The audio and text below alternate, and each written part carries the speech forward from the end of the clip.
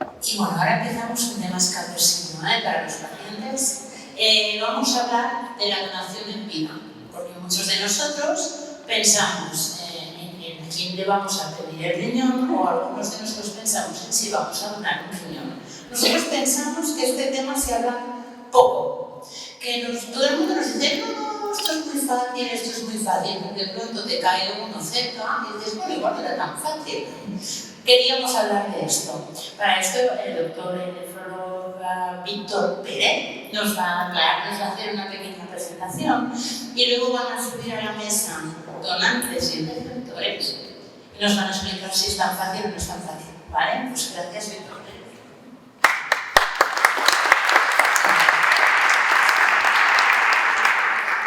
Gracias, Marta, por la presentación y sobre todo a todo el grupo de la asociación por invitarme, en especial a Antonio, que es con el que he tenido más contacto. Me hace mucha ilusión venir aquí a hablar de este tema. Intentaré ser breve, pero es un tema que, como podéis entender, da para mucho. Hablar de trasplante renal y de donante vivo es un tema, digamos, que ocuparía un libro entero, ocupa varios, de hecho. Y además me gusta particularmente, yo soy nefrólogo infantil, trabajo en el Hospital Vall d'Hebron, en el servicio que dirige la doctora Iceda, que ya os he hablado antes, y yo me dedico específicamente al trasplante renal pediátrico. Entonces, bueno, desde nuestro servicio promovemos mucho el donante vivo y os voy a intentar explicar en esta presentación, que ya digo que intentaré no extenderme mucho, los motivos de por qué pensamos que es la mejor opción de terapia no sustitutiva para nuestros pacientes. No tengo ningún conflicto de interés relacionado con esta charla y vamos a hacer un poco, este es un poco el guión que vamos a seguir. Os explicaré primero respecto al trasplante renal en sí, que os quede claro que no está como dividido de forma general en dos grandes grupos, el donante vivo y el donante cadáver, pero en una charla como esta hay que precisar un poquito más, que va un poco más allá, ¿no? Dentro del donante vivo hay dos tipos, el donante vivo emparentado y el no emparentado, que luego os explico con detalle qué son, y luego dentro del donante cadáver también hay dos tipos, el donante que proviene de una muerte encefálica y el que proviene de una sistolia controlada, que también son dos tipos de donantes distintos con resultados distintos. Entonces, ¿qué es lo que estamos o qué es lo que se está haciendo en España en los últimos años? Para que hagamos una foto de la situación actual. Como veis, en España lo que ha ocurrido en los últimos años, siempre el donante cadáver ha sido el principal, y lo que se ha producido es un aumento brutal del donante en la sistolia controlada en los últimos años. ¿De acuerdo? De hecho, el año pasado fue el primero donde el donante en la historia controlada ya ha superado al donante en muerte encefálica como primer origen de los injertos renales. Y el donante vivo siempre se ha mantenido en esas tasas estables en torno al 10-15% que veis ahí arriba del total de donantes, del total de trasplantes que hacemos al año. La evolución a la izquierda veis la evolución de los donantes vivos en España en los últimos años, los últimos 30 y tantos años, y a la derecha la evolución de los donantes en la sistolia controlada, y es que la evolución de ambos tiene una relación directa.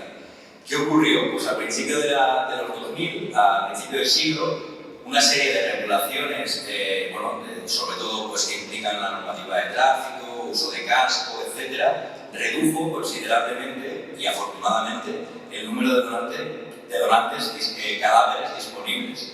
Y eso hizo que se promoviera el uso cada vez mayor del donante vivo, que es lo que veis aquí, cómo se produce un aumento que es exponencial durante el inicio de los 2000. Pero esto tiene una interrupción. Como veis en el 2013, ¿qué pasó en el 2013? Pues cambios legislativos hacen que se regule y se promueva el donante de la sistolia controlada, donde España es pionera en el uso de este tipo de donantes que en otros países, de hecho, todavía no se están usando en absoluto. España, Estados Unidos y Países Bajos son de los principales países donde se usan, en otros todavía el donante en la sistolia controlada no se está utilizando. Eso hizo una caída inicial del donante vivo a raíz de que aparecían nuevos donantes cadáver que utilizan, pero ahora veis que a partir del año 2020 más o menos hay un nuevo pico de donante vivo. La pandemia explica una parte, pero no todo. ¿Qué ha ocurrido en esos años? Que nos hemos dado cuenta que el donante vivo, con la experiencia acumulada, iba mejor que el donante cadáver. Y entonces ahora, pese a que seguimos teniendo un número considerable de donantes, no una disponibilidad adecuada, siempre menor de la que nos gustaría, pero una disponibilidad adecuada de donantes cadáver, promovemos el donante vivo como una opción para todos nuestros pacientes porque hemos visto que van mejor. Ahora de eso hablamos en detalle justo después. Pero la repartición del donante vivo en España es asimétrica. Cataluña es el ejemplo de la comunidad donde hacemos más donante vivo, por encima del 20%, pero hay regiones de España que prácticamente no están haciendo trasplantes de donante vivo. Entonces hay una distribución asimétrica que tenemos que intentar expandir el conocimiento sobre esto para reducir estas diferencias, ¿no? Y lo que ocurre respecto a los grupos de edad es que el donante vivo, donde más se hace, sigue siendo el amarillo, es en los grupos de población más joven, por debajo de los 30 años, pero en pediatría tenemos una serie de características que hacen que estemos priorizados para el donante cadáver y eso hace que el donante vivo no sea tan alto y que el donante de muerte encefálica siga siendo el principal origen de nuestros trasplantes, ¿de acuerdo? Y a medida que avanza la edad del receptor, el donante vivo es cada vez menor. Entonces, el mensaje que os voy a transmitir ahora es que el donante vivo es la mejor terapia renal sustitutiva a corto y largo plazo para cualquier receptor renal. Pensando en el receptor, lo mejor que le podemos ofrecer a un receptor para que su supervivencia y el tiempo fuera de diálisis sea lo más posible es el donante de vivo. Y esta es una tabla que cuando empecé a hacer esta charla me inventé, que he ido modificando con el tiempo, con un poco los pros y contras de cada una de las opciones del donante vivo y del cadáver, pero no solo pros y contras, sino los factores que hacen que se haga más uno que otro, ¿vale? Vamos a avanzar por esta tabla muy brevemente para irnos explicando cada uno de ellos. En primer lugar, y el mensaje más importante, la mejor supervivencia del injerto que nos ofrece cualquier injerto es que provenga de un donante vivo. Y eso lo tenemos comprobado yo soy pediatra y me baso, ya veréis que hay muchos datos pediátricos en todo esto, pero estos son datos que tenemos del registro español de terapia renal sustitutiva pediátrica, que es uno de los mejores registros que hay en el mundo sobre este tema, sobre todo por su antigüedad, de los años 70, cuando se empieza a hacer este registro, y hicimos un análisis de supervivencia entre el año 2002 y el año 2022 de nuestros trasplantes, de qué factores hacían que sobrevivieran más. Y el factor más importante que diferenciaba la diferencia de supervivencia de los injertos era el tipo de donante, que es la tabla que veis a la izquierda. El vivo es lo que da más supervivencia respecto al cadáver. Y aquí surgieron preguntas como, bueno, pero es que igual los vivos solo los hacéis en los niños más mayores, porque los pequeñitos no les podemos poner un donante de vivo. Y igual van mejor porque son más mayores. Bueno, pues esto lo verificamos con la tabla que veis a la derecha, diferenciando si esos receptores eran menores o mayores de 6 años.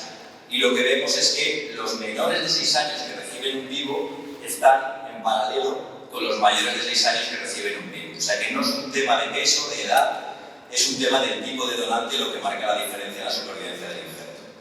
Esto ocurre en los registros americanos, que evidentemente hablamos de números mucho mayores, y sobre todo esa diferencia de supervivencia empieza a aparecer a partir del tercer o cuarto año de trasplante.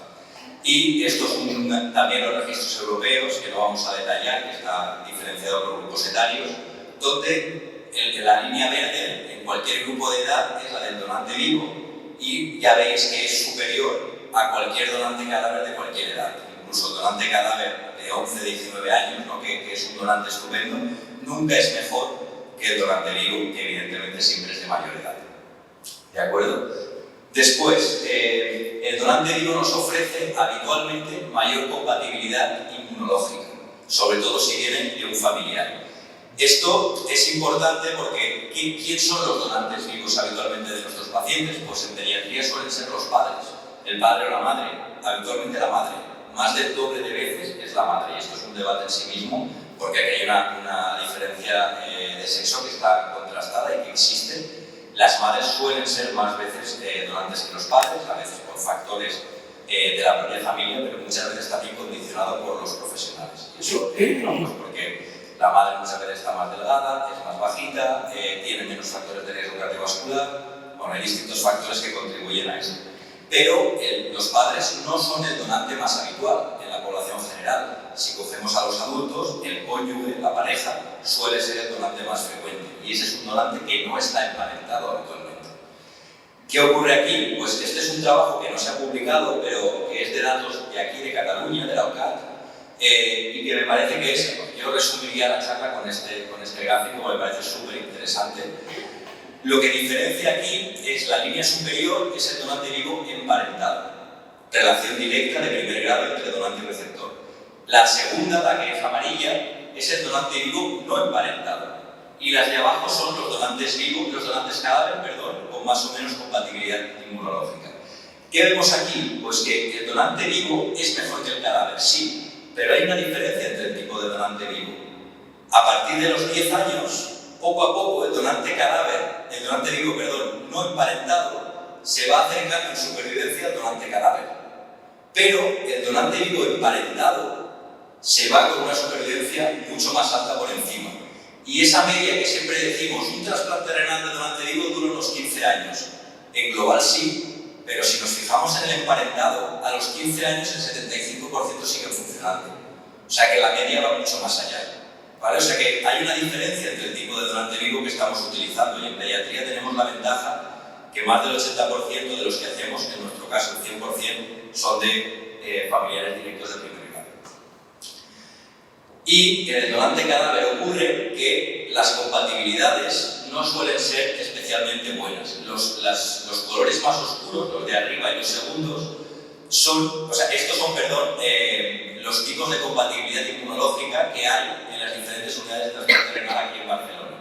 Las de la derecha las pediátricas, las de la izquierda los grupos de adultos. Lo que vemos aquí es que la mayoría de los trasplantes que se están haciendo, que se hicieron en el último año en Barcelona, son con una compatibilidad que se considera mala dentro del donante cadáver. ¿Qué quiere decir esto? Pues esto se ha demostrado en muchísimas series que tiene una supervivencia del injerto peor. Es decir, hay un punto de mejora, que es que deberíamos buscar una mejor compatibilidad en los trasplantes de cadáver, seguro, pero la opción del donante vivo suele ofrecernos siempre una compatibilidad que es mayor. Después, el tema del tamaño, y esto como es muy pediátrico lo pasamos muy rápido. Simplemente lo que os había comentado, en nuestra serie los receptores pequeños no tuvieron ningún problema en recibir donantes de sus padres, pero si nos vamos a un grupo donde el donante cadáver es excepcional, son los japoneses. En Japón tienen tienen muchísimos problemas para tener donantes cadáver, por temas éticos, legales, etc. Tienen muy poquita donación, casi todo lo que hacen es donante vivo. Y en Japón tienen la serie más extrema de diferencia de peso entre donante y receptor. Padres dándole sus riñones a niños de menos de 15 kilos. ¿Vale? Esto representa cada puntito, es un trasplante. Y si veis a la izquierda son los donantes, los padres. Tenemos la ventaja de que los japoneses suelen estar muy delgados. Pero tenemos aquí a los padres que tienen pesos de 50, 60, 70, 80 kilos con receptores que pesan todos menos de 16 kilos. Y ya veis que hay combinaciones de donantes de 80 kilos para receptores de 14. Esto lo han hecho los japoneses durante varios años, lo han publicado, y lo que ven son supervivencias del injerto excepcionalmente buenas. ¿Vale? Todos estos, solo hubo un problema vascular, que es la gran preocupación que hay en una discrepancia tan grande. Solo un problema vascular en una trombosis en uno de los pacientes. El resto, que estamos hablando de 50, un poco más de 50 pacientes, fueron trasplantes que fueron muy bien. O sea que se puede hacer, requiere una experiencia que aquí en nuestro medio todavía no tenemos, pero es algo que se puede hacer y no debería ser un impedimento. En España, la media de los receptores de donante vivos está más en torno a la adolescencia, ¿no? En torno a los 10, 11, 12 años en los distintos años. ¿De acuerdo? No estamos haciendo trasplantes de donante vivo en niños tan pequeños. Entonces, luego, el punto que a mí me parece más importante, y esta charla que os hago hoy aquí se la he hecho en congresos puramente no científicos para personal sanitario y para compañeros de nefrología, que es la falta de información, y esto yo creo que es lo que tiene más relación con el mapa de España que os he enseñado antes y las diferencias que hay entre comunidades. A veces es el propio profesional el que no os ofrece o que no ofrece a los pacientes como corresponde la opción del donante vivo. Esto se hizo una encuesta promovida por la SEM hace unos cuantos años a los equipos trasplantadores, y veían que los pacientes que recibían de centros periféricos, la mitad de ellos no habían recibido una buena información relativa al trasplante en general, pero en concreto al donante de vivo, respecto a la que se proporcionaba en las unidades de trasplante renal.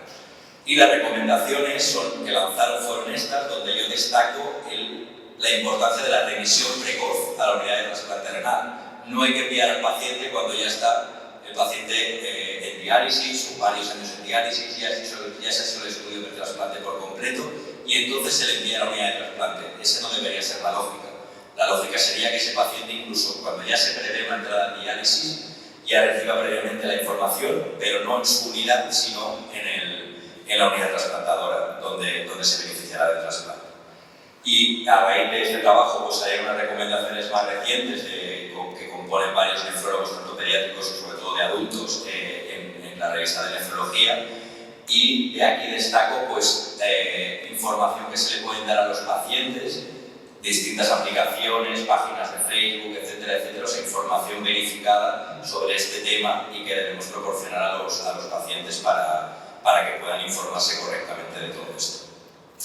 Y luego, finalmente, gracias a Antonio, añadí esto antes de hacer esta charla en junio en Tenerife, que fue que ha cambiado la ley respecto a la protección de los donantes. O sea, ahora al donante de un órgano se ha generado un tipo de incapacidad temporal específica para ello que tiene más beneficios que una incapacidad pues, por una nefrectomía o por una cirugía por otra causa. ¿De acuerdo? Es decir, que a nivel institucional y a nivel estatal se está promoviendo también el donante vivo y se está facilitando que los donantes pues, estén protegidos a nivel laboral y con las prestaciones que corresponden.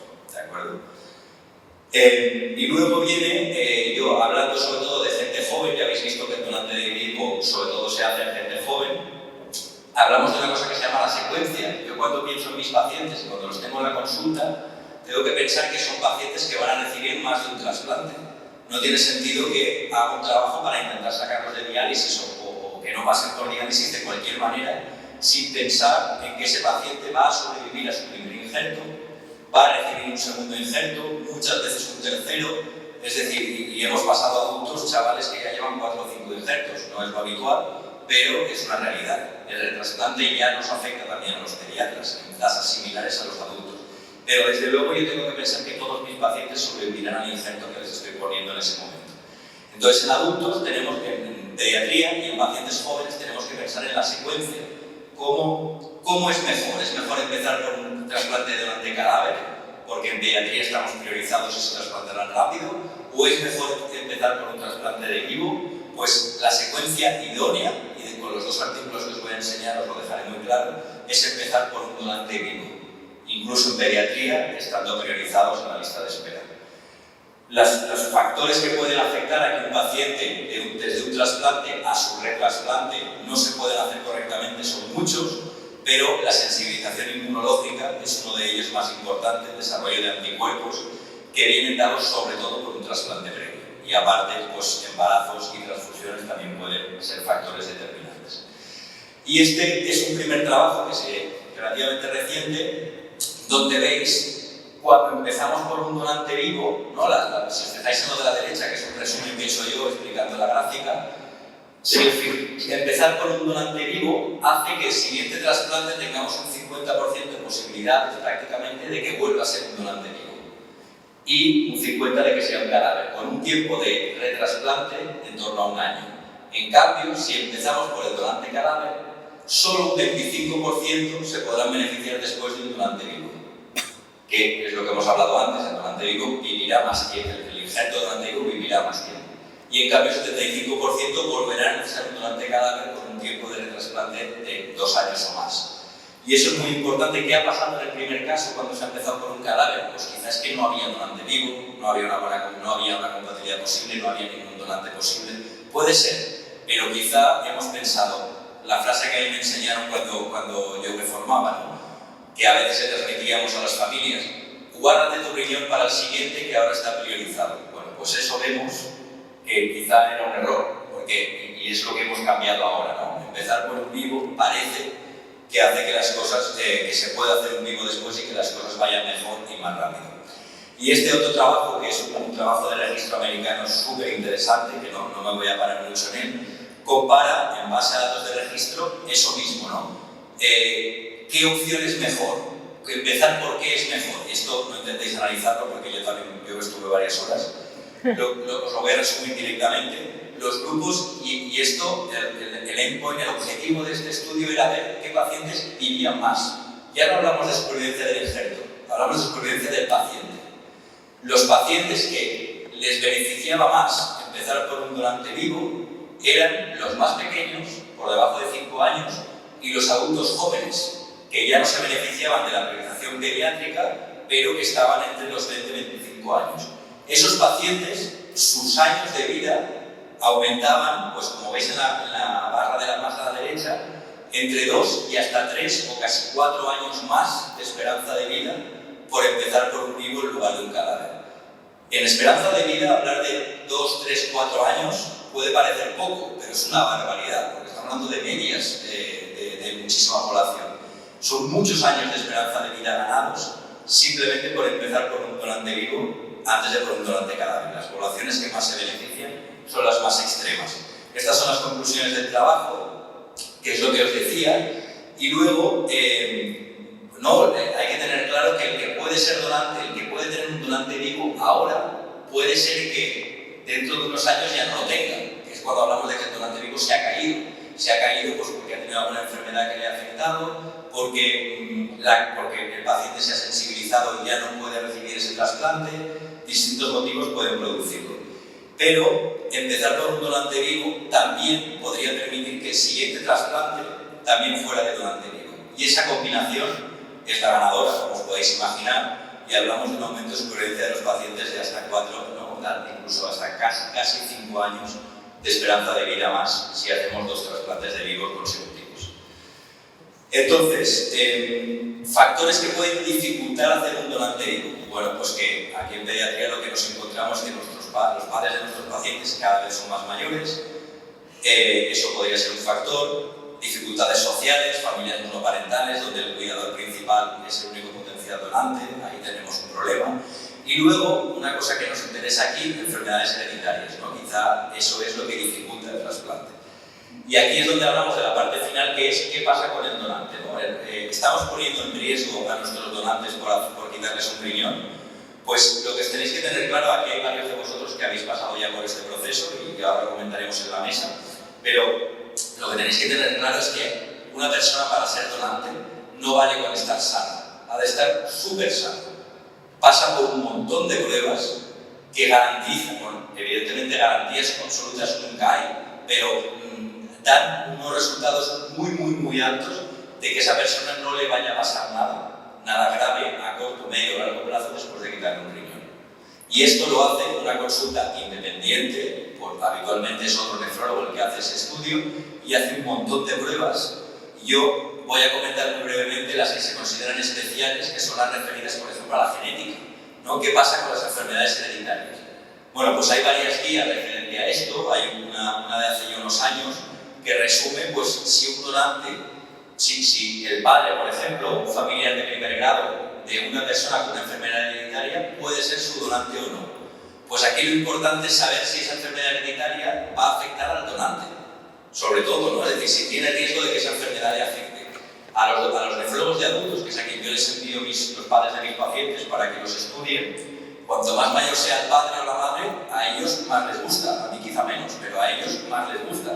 Porque si hay una enfermedad hereditaria de por medio, cuanto más mayor evidentemente sea la persona, pues menos probable que esa enfermedad se exprese, si no se ha expresado ya hasta ese momento, ¿no? Pero bueno, esto está súper estudiado. Las guías Canigo también tienen un capítulo específico sobre la evaluación genética de las enfermedades en relación a la donación en vida, y se ha intentado desarrollar paneles genéticos específicos para potenciales donantes para descartar las principales afectaciones que puedan aparecer en una época más tardía. ¿De acuerdo? O sea que todo esto es un tema que se tiene en cuenta, evidentemente, en la toma de decisiones de si alguien puede ser donante. Y esto es muy importante, lo que os decía de las personas súper sanas.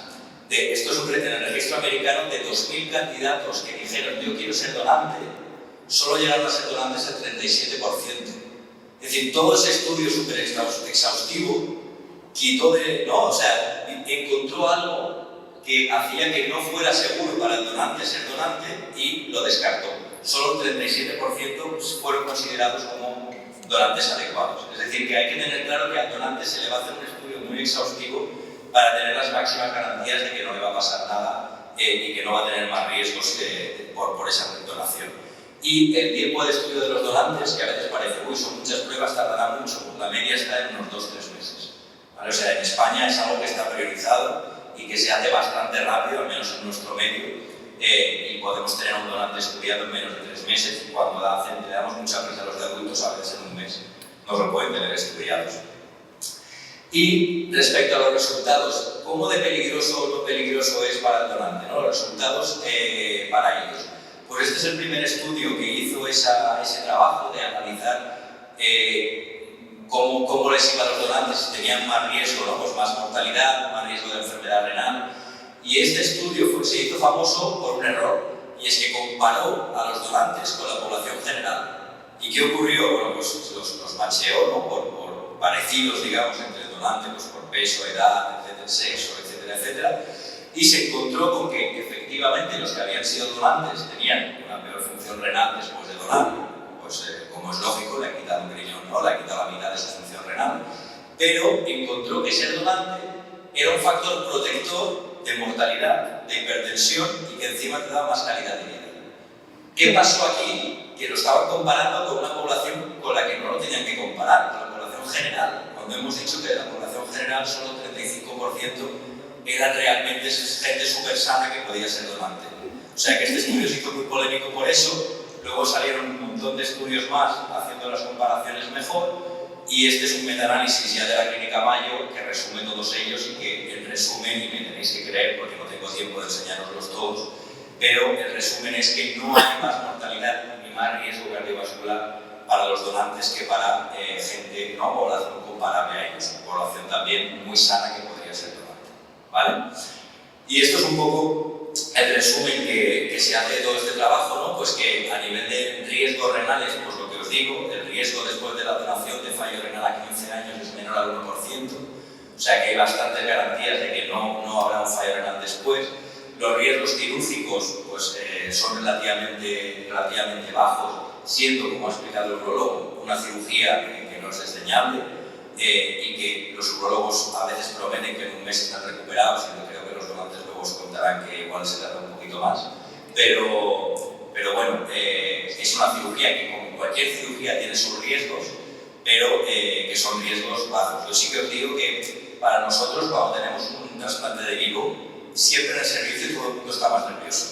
Tanto los nefrólogos como los urólogos, todo el mundo está más nervioso porque sentimos una responsabilidad mayor. Estamos cogiendo a alguien sano, no solo sano, súper sano, y que encima es un familiar de nuestro paciente, y le estamos haciendo una cirugía mayor y luego pues sin las garantías absolutas de que no haya ninguna complicación y que el injerto funcione. Es decir, que para nosotros siempre un trasplante de vivo, pues sabemos que lo tenemos que hacer, por lo que os he explicado, porque van mejor y es lo mejor que le podemos ofrecer a nuestros pacientes, pero siempre pues, es una presión mayor y una responsabilidad mayor para nosotros. A pesar de que vamos todos dormidos, lo hacemos por la mañana con todo el equipo, a diferencia de hacer un trasplante de cadera a las 3 de la mañana. Pero bueno, a mí, a todos nos pone más nervioso hacer un vivo. Los riesgos psicosociales, pues se ha visto que evidentemente después de una cirugía así y los nervios que supone, pues puede generar depresión, ansiedad, estrés, pero en general la mayoría de estudios han demostrado que la calidad de vida, las encuestas de calidad de vida en los donantes son mejores que en la población general, y eso se ha relacionado directamente con la donación. Y luego, y esto en Estados Unidos es muy importante, los riesgos financieros. Ese paciente va a estar de baja luego durante un tiempo, no va a poder trabajar. Todo esto en España lo tenemos mejor resuelto, y creo que con el nuevo BOE todavía más, ¿no? Que hay una protección directa para los donantes. Y un último apunte sobre las mujeres que quieran ser donantes pero que sigan teniendo un deseo gestacional, es decir, las madres de nuestros pacientes que quieren tener más hijos. En estos casos, bueno, hay estudios hechos y se ha visto que no hay muchos más riesgos en futuros embarazos, sí un riesgo levemente aumentado de más preeclampsia, que es un tipo de hipertensión del embarazo que puede tener algunos riesgos tanto para la madre como para el feto. Nosotros en general, la política de la mayoría de centros es que las madres las mujeres que tienen un deseo gestacional no se les recomienda ser donantes, ¿vale? Esto es un principio que solemos utilizar en nuestro medio, pero que ya os digo que en países donde hay menos donantes, pues a veces se hace de todas formas.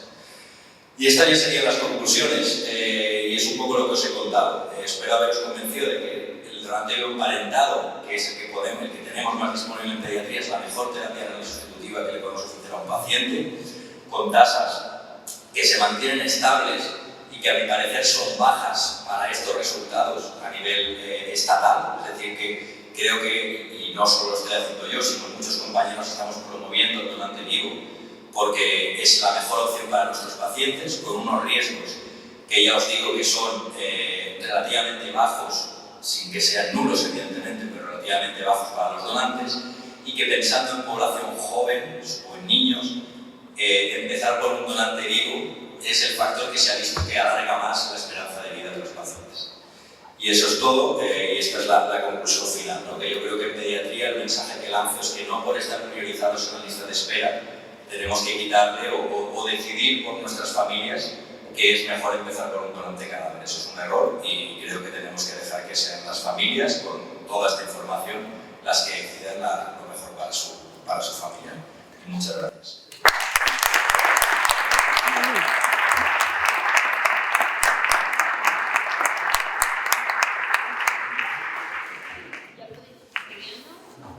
¿Alguien tiene preguntas para Víctor?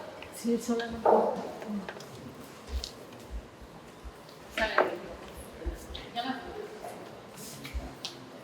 Espero que alguien me pregunte si el límite de edad Sí. para ser donante.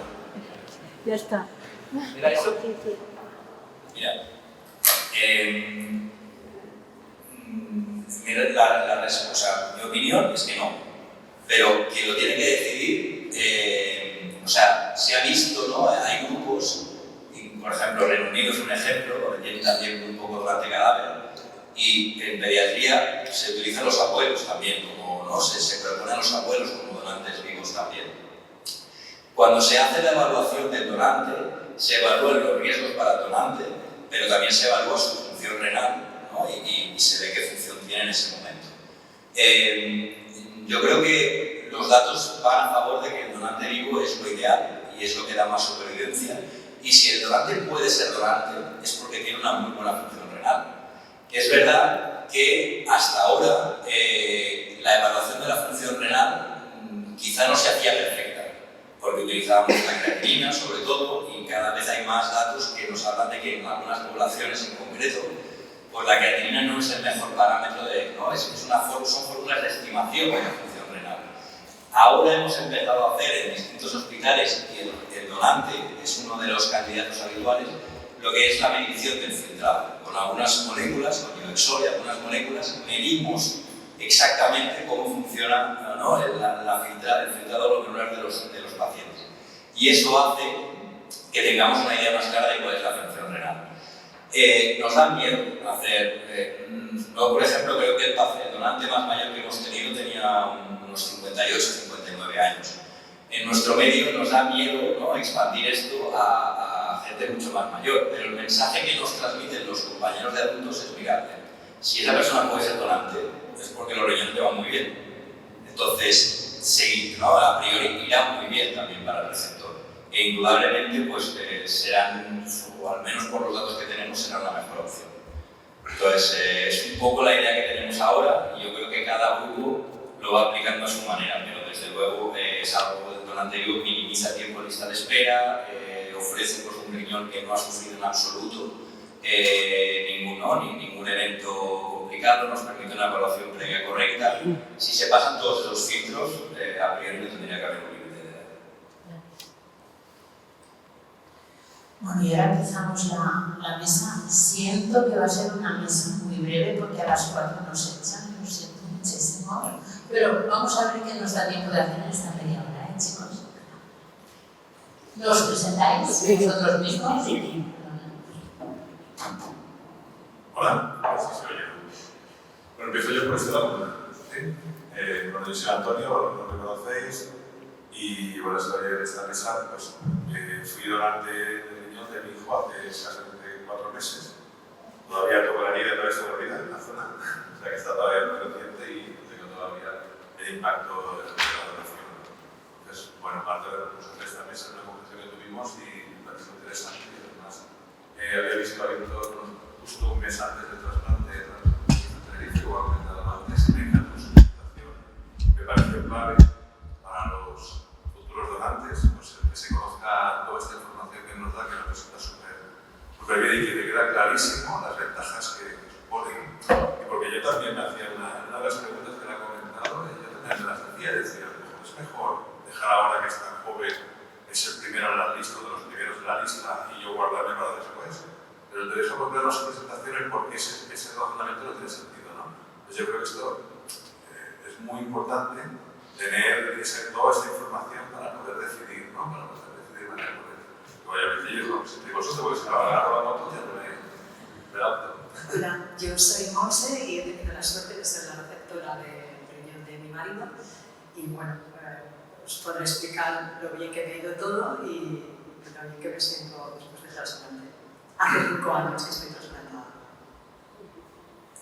Bueno, yo soy Manuel, yo soy donante del riñón de mi mujer y es que nos fue todo muy bien. Sí que es verdad que si me preguntáis si lo haría otra vez, diría que no, porque me quedaría sin el que me queda y entonces no podría hacerlo.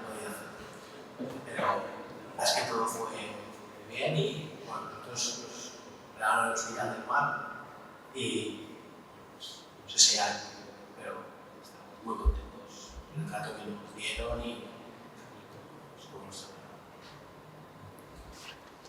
Yo, si os parece, haría preguntas. ¿Alguien tiene? Yo tengo una pregunta. No sé. ¿Quién tiene el filtrado más alto de los dos? Yo. Filtrado renal. Pero Cuenta. eso también tiene que ver por la calidad de, o sea, por la vida que llevamos cada uno.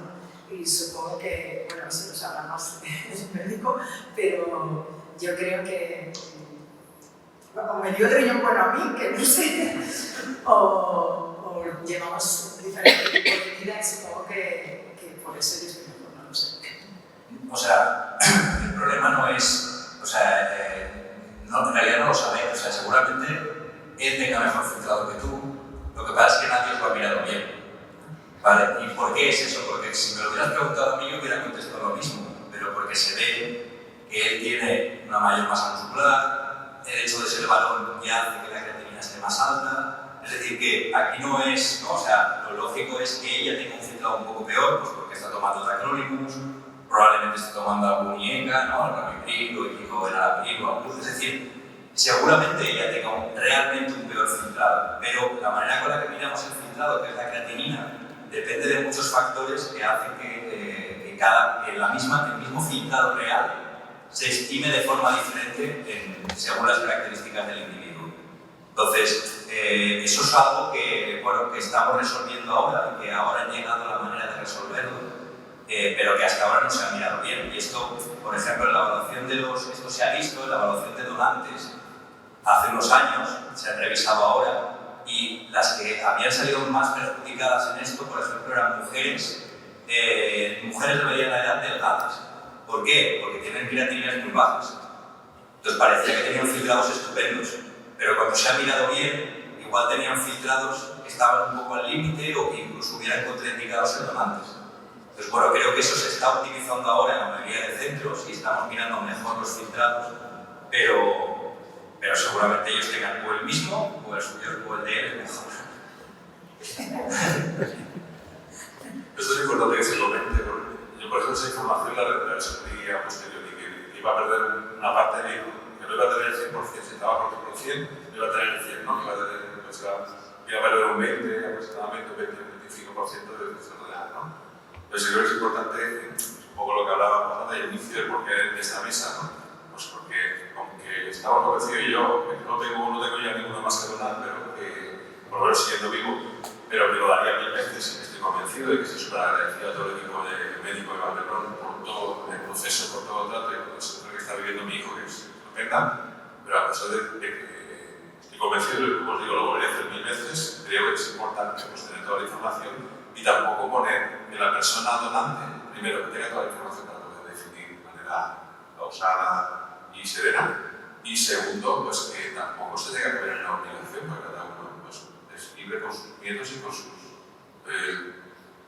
historias personales. Entonces, la idea es que sobre la obligación de porque eres padre o eres madre, estás obligado a darle a tu hijo. Bueno, eso es muy personal. A veces se puede poner en el juicio, es una mala madre o un mal padre, pues porque no lo ha querido dar. Bueno, nadie está en la cabeza de nadie, ¿no? Y a pesar de que sea la misma opción, hay que promoverla, hay que informar, mi opinión, creo que hay que opinar, hay que informar de todo lo más económico posible y defender este tipo de relaciones. Sin duda es la más beneficiosa, pero también hay que ser consciente de que no es meterse allí y me quitar una verruga, ¿no? Es algo más que eso, ¿no? Hay un proceso. Y yo concretamente, en mi caso, físicamente, la verdad es que fuera del cansancio de los primeros meses no he tenido mayor repercusión. Lo tengo bien desde el primer día. Acabo el día, estaba en casa y no tomaba ni paracetamol. Realmente no me dolía nada. Pero sí que a nivel emocional es una operación diferente al resto. Yo he pasado ya por varias, he estado en la UCI, me quedé 15 días en la UCI entre la vida y la muerte años atrás por otro tema. Y o sea que he pasado ya por quirófano y sin embargo esta operación no tiene nada que ver con las otras operaciones. A nivel emocional, yo entraba por primera vez en quirófano no pensando en lo que me iba a pasar a mí, ni cómo estaba yo, ni en qué se podía, sino en mi hijo. Mi preocupación no estaba en aquel quirófano, sino en que estaba allí incluso a vez más allá. Pues esto es una diferencia y es algo, no hay emoción, cuando lo cuento, porque es algo de emoción. Emocionalmente es difícil de explicar, pero lo has convencido. Pero es distinta al resto de operaciones. Yo creo que se tiene que intentar transmitir y preparar, porque hay personas pues, que lo verán mejor o peor, ¿no? Depende de cada uno.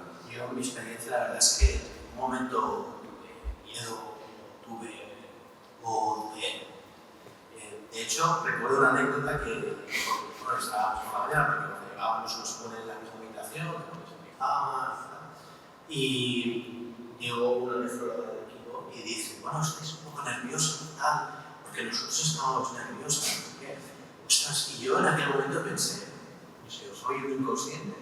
Pues es que yo, pues, es que además lo he pensado varias veces, esta eso. Digo, pues soy un inconsciente o un ignorante, pero yo estoy totalmente tranquilo y no dudo ni pienso en lo malo que me pueda llegar a pasar, porque en definitiva, cuando tomas esta decisión, ¿verdad? ¿Qué tal? No lo haces por ti, ¿no? Y yo también lo hacía por mi mujer, pero claro, tenemos 2 hijos y claro, al final, pues una situación o sea, tener a su madre pues que va a entrar en diálisis y tal, pues evidentemente eso también te tomas esa decisión. Por lo tanto, que si hay alguien que está en esa situación, pues que no tiene por qué dudar o tener miedo de que me va a doler o se voy a encontrar mal. Bueno, pues sí, los 2 primeros meses, yo te diría que hasta 3 o pues un poquito más, pues sí es verdad que te encuentras un poco más cansado de lo normal, pero yo hago una vida totalmente normal, tengo un trabajo muy estresante y yo no me acuerdo nunca que tengo un pequeño.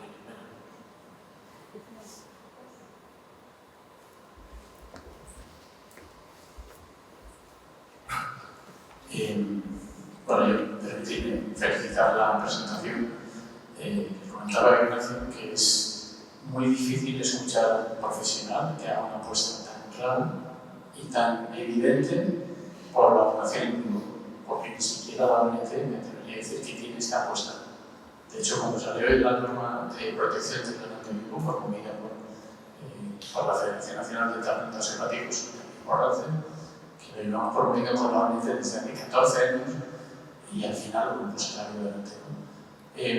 La propia ONG de antes decía, bueno, yo tampoco confío que esto vaya a dar mucho fuego, pero por lo menos que lo haga, que tenga la garantía de que se le puede, que no tenga ese mes de vacaciones, que es lo que se hacía antes.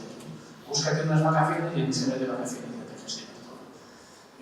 Esa apuesta es muy valiente, y la otra cosa por la que también te doy enhorabuena es por saber identificar que muchas veces el escollo está en la parte médica, en la parte clínica. Por supuesto también las familias, pero que yo creo que hay mucha gente que no identifica que los profesionales a veces no lo ofrecen, no sé si es por miedo, por desconocimiento, porque prefieren cosas más conocidas a lo conocido. No, prefiero no pensar otras cosas que también pienso y prefiero no comentarlas, por si acaso luego me puede que gorrazos, pues que quizás hasta Pamplona, no sé, dándome de palos en la cabeza. Pero, ¿cómo podemos, desde luego desde Federaciones, hablando de un trabajo incansable, diciendo que hay que promocionar la donación en vivo? La ONT ha empezado a publicar casos de donantes en vivo que hasta ahora estaban un poco más escondidos, más marginados. Y cuentan historias como la de Antonio Manuel, que verdaderamente te llegan diciendo, pues que esto es lo que hay, ¿no? Yo voy a contar, no es primicia, y hablo bien de un hermano que para mi segundo trasplante me dijo, el médico llamó a mi madre y a uno de mis hermanos a la consulta sin que yo lo supiera para decirle, oye, aquí esto va a terminar el trasplante, después de la quimio, después de no sé qué, hasta 3 años de la lista de espera, vamos a volver a incluirlo y empieza a tener unas dificultades de compatibilidad fundamentales. Porque nos hacen las pruebas y probáis no lo entendido. Pasaron los años, evidentemente, y cuando llegó el momento del trasplante, sin que mi hermano me llamara, porque ella me había dicho, oye, pues el médico nos ha llamado. Y un día le llamé y le dije, oye, ¿tú qué? ¿Vamos a quedar un día a hablar de esto o qué? ¿Qué situación más incómoda? Por cierto, los dos nos vemos cada día y ninguno mencionaba nada hasta que dije, bueno, vamos a hablar de esto. ¿Qué te has planteado? Y me dice, bueno, no sé, ¿tú qué quieres? Digo, yo, pero si yo soy el que lo que es tú el que tienes que decidir qué quieres hacer. Y me dijo, absolutamente respetable, y lo cuento por esto. Pues mira, tenía pensado que sí, pero 2 de mis amigos en menos de un mes han tenido cáncer renal, les han quitado el riñón, y como tengan algo, va a ser un problema. Y de momento, si se puede esperar, espero. Y me parece que es una decisión muy respetable, muy razonable por la zona de la hermana, que es muy... no es como yo, yo pienso poco, pero pienso mucho. Y esto a veces le aporta valor a lo que estáis contando vosotros, ¿no? Tan respetable es el que dice, yo pienso en mi hijo, pienso en mi mujer, pienso en mi hermano, pienso en cualquier familiar, como en alguien que dice, yo lo valoro y además sé que es muy compatible incluso con 0 negativo, que todavía hay un plus de dificultad, y que lo valora de una manera, bueno, yo sí, pero hoy no. Que también, quiero decir, que puede haber alguien que, pues en su familia diga, joder, que si eso no, que tiene más, un poco, no sé, empático, yo creo que por hacer esos 3 comentarios. Bueno, yo creo que hay un montón de experiencias así, cada uno podría contar la suya, pero yo he vivido, bueno, en charlas así o con otros pacientes, situaciones donde pues, un padre necesita un trasplante y sus hijos pues, inicialmente se les comenta, inicialmente no quieren, creo que es igual de respetable. Y una cosa muy importante y que promueve la SEN y la ONT es que la consulta, que no sé si fue vuestro caso, pero que la consulta del donante la haga un nefrólogo distinto. Yo creo que ha de ser independiente y ¿no? El donante ha de tener la libertad absoluta sin la presión de tener al potencial receptor al lado para tomar una decisión. Y en ese caso, por ejemplo, pues inicialmente la hija no quiso, con los años el padre se fue delegando, empezó a complicarse la vida en diálisis, acceso, etc. Y en esa situación sí que la hija prefirió ser donante antes de que su padre pues, sufriera un evento fatal y pudiera fallecer, etc. Yo creo que en momentos sí que no se puede juzgar a nadie, desde luego es el mejor regalo que se puede hacer, porque le estás regalando una parte de ti y de vida directamente a, ¿no? Como os he comentado yo, ¿no? Le estás dando directamente años de vida a esa persona, pero evidentemente tener miedo y es completamente lícito, ¿no? Tener miedo y que no querer pasar por algo que no te toca pasar es completamente respetable, pero creo que hay que darle al donante, al potencial donante o al familiar toda la información y que también, porque a veces hay donantes que no lo son porque el receptor no quiere. No, tú no me des nada. O no, esto también ocurre, yo no quiero que mis hijos me den nada, yo no quiero que mi hermano me dé nada, no quiero que les pase nada por mi culpa. Y esa otra persona tiene que tener la libertad también de hacer lo que considere, evidentemente con toda la información. Raíz de eso, vosotros, yo en mi caso, No se oye. luego haciendo la prueba, me parece lo que intentábamos, querer o no querer. Sí que es verdad que, bueno, yo tenía eso claro, pero los médicos, y en más de una ocasión, te dicen de que si sea dependientes y tal, que en ningún momento tendrás que dar la cara a tu pareja o a tus hijos o tal. Dicen, ya encontraremos una analítica, una prueba, algo que nosotros descartemos, aunque médicamente no sea verdad, ¿no? O sea, que eso es una salida también para la persona que al final no quiere y que bueno, que en algún momento se agradece en esa salida por la puerta de atrás, pero que se está por probar, ¿no? Sí, lo mío va relacionado un poco con eso de mis hijos querían ser mi donante vivo, pero como yo no sabía si tenía era genético o no, pensé en ellos. Digo, si uno de ellos me da un riñón y esto es genético, ¿qué hacen ellos? O sea, ellos van a tener que recibir de cadáver o no sé. Uno como paciente también se lo cuestiona, si es genético o no, qué pasa, si me donan, etcétera, y todo. Pero, por ejemplo, esto me pasó en Chile, ¿bien? Pero mi impactante fue aquí.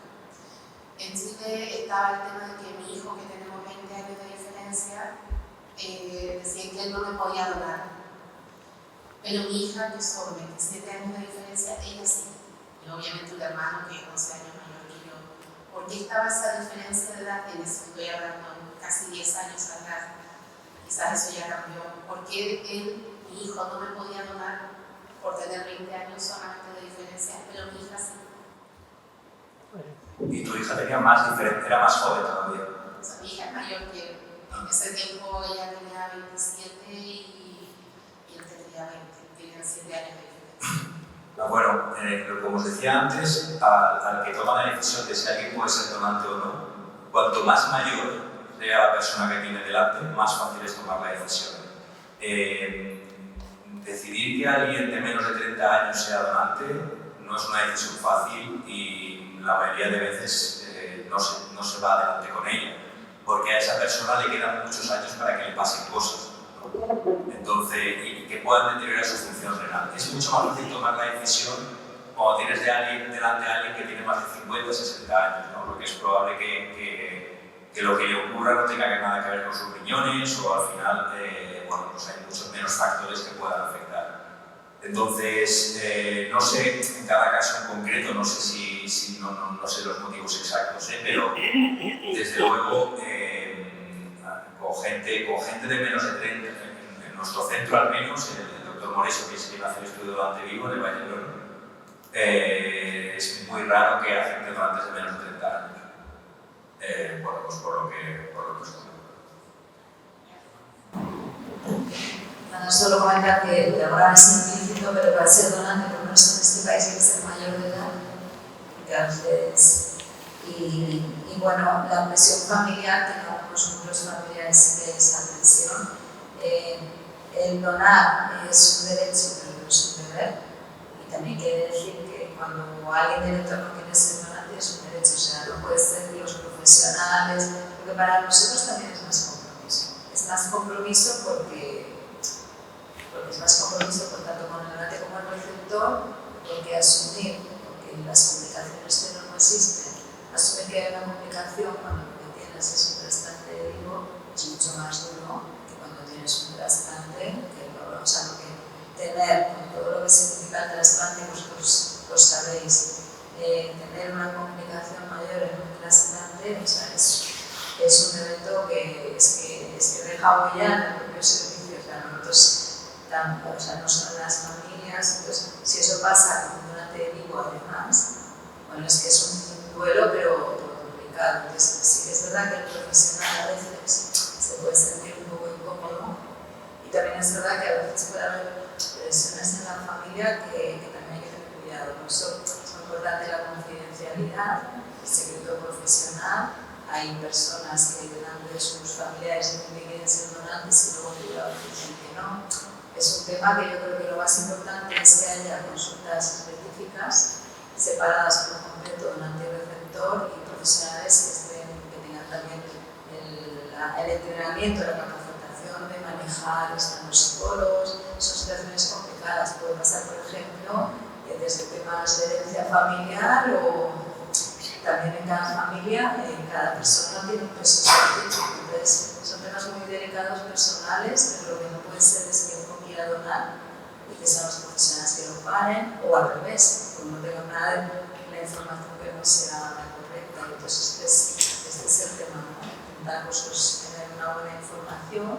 También ahora vamos teniendo experiencia de lo que pasó hace 20 años, ¿no? Y entonces, bueno, pues yo creo que aquí es verdad que en España, como ha habido mucho donante, pues quizá no se ha pedido tanto, pero ahora como estamos en un escenario de menos donante, sobre todo durante más envejecido, pues el vivo es así. Entonces, bueno, que es otra opción muy importante y vosotros como pacientes y familias, pues luego cada uno, no hay soluciones únicas, cada uno tiene que tomar la que cree que es mejor. Y luego cuando uno toma una decisión, ya empiezas a pensar qué hubiera hecho si no hubiera. Pero es una situación compleja, porque luego está la situación emocional que es complicada. Y lo importante es, desde el punto de vista, es la información que llegue y se ofrezca todas las opciones a la persona, ¿no? Al futuro donante, al posible donante, a la familia, ¿no? Porque a veces, y lo hacen muy poquito este verano, estado yo de baja todavía, con tanto una persona de otra comunidad que tenía que trasplantar a su hijo y no le habían ofrecido la posibilidad de ser donante a ella, a la madre, cuando años atrás, en el curso de autotrasplante hepático, la prueba de compatibilidad era compatible, pero ahora no había ofrecido la posibilidad. Y poco más que le habían dicho pues, que era lo mismo, que la tasa de supervivencia era lo mismo, que para que lo van a ella a arriesgarse. Entonces, me sorprendió mucho esta conversación de que tú pides la información a tu médico, de todas formas, luego tú decides con toda la información, ¿no? Pero lo fundamental es eso, es su derecho de poder darlo y decidir con toda la información, no porque te han dirigido nosotros, eso que no te dirigen. Porque yo tengo que aceptar que lo que dices, no es que claro, para el equipo médico es mucho más compromiso, lo más sencillo es coger uno de cadáver y te comprometes menos, claro, pero evidentemente tiene una implicación. Bueno, menos compromiso, pero uno también éticamente hace lo mejor que cree que es para sus pacientes. Pero sí que es verdad que eso para nosotros pues tampoco es así. Pensar que para un paciente pediátrico en España, un primer trasplante, la lista de espera es muy corta.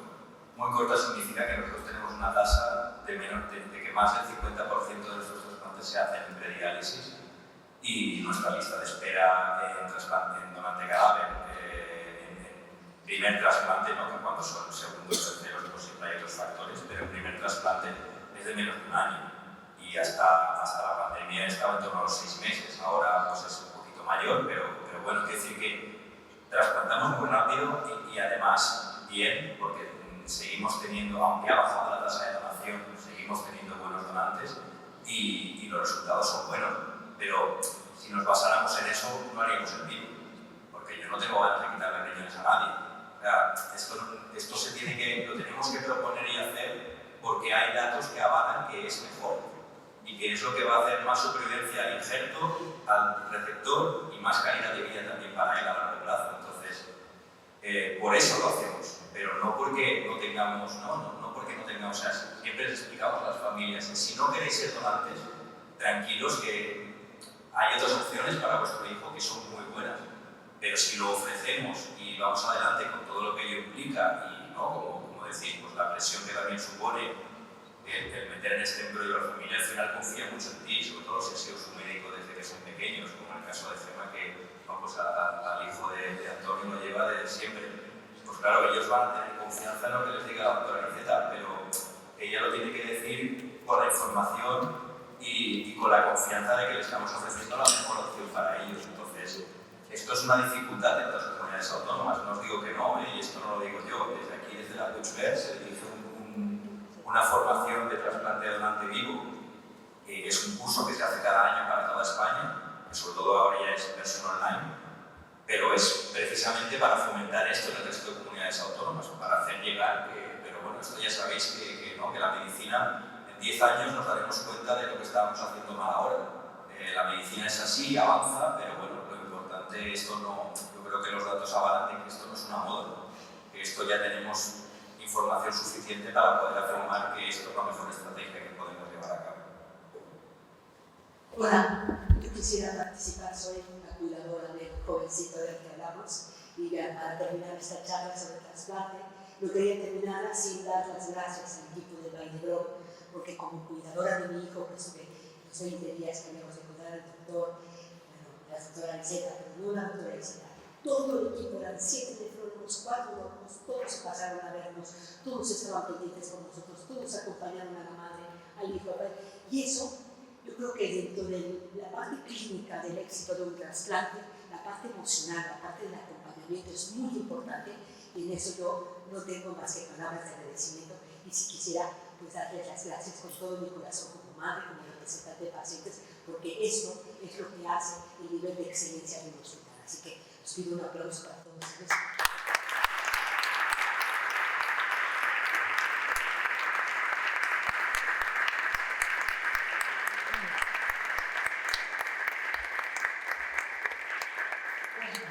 Y este motivo final de jornada, que al final aquí nos vamos a emocionar todos, pues yo os Solo una cosita, Marta, que solo se va a quedar en relación a la ley de protección del donante vivo. Deciros que si alguien de aquí va a ser donante en los próximos meses, años, no sé, que tendré que existir. Yo trabajo en una empresa de las más grandes de España, que es SEAT, y llevo ahí toda la vida, y SEAT tiene 13 o 14.000 empleados, tiene personas directas cada día hablando con la Seguridad Social, y a pesar de eso, y que lo avisé que en el mes de abril, que había esta nueva ley, y todavía, a pesar de eso, te descontaron el día y todavía no lo he cobrado. ¿Vale? Imaginaros, si esto es una empresa pequeña o eres no sé, un autónomo, etcétera, etcétera. ¿No? Ahora parece que por fin este mes ya lo cobraré, pero así está la cosa. Y bueno, comentando, tenéis que insistir, porque realmente igual dicen que no, y si no lo tienes muy claro, pues lo dejas correr. Realmente os corresponde, no tienes que descontar nada, es como si fuera la baja laboral, por una accidente laboral. Con lo cual, hay que insistir y seguir respetando. Yo soy laboralista y no conocía la normativa. Es una foto para estudiar. Pues muchas gracias por venir, muchas gracias.